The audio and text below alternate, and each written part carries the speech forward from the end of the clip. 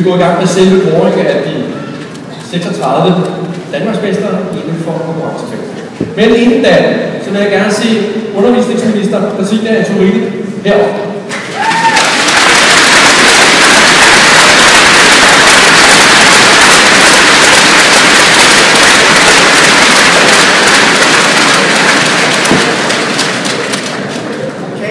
Alle jer, der har dystet de her dage.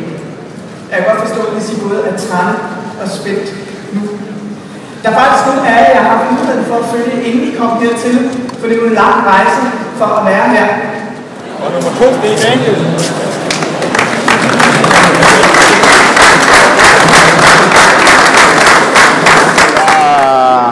Selvfølgelig lidt ærgerlig over, at jeg ikke er vandt, men samtidig med så har jeg jo gjort det bedste, jeg kunne jo. Det, at jeg bliver nummer 2, betyder, at jeg også har en mulighed for at stadig komme med til World Skills. Det kræver bare, at jeg vinder en udtagelsesprøve inde på Hovedbanegården, og den skal vi så til at træne op på nu her.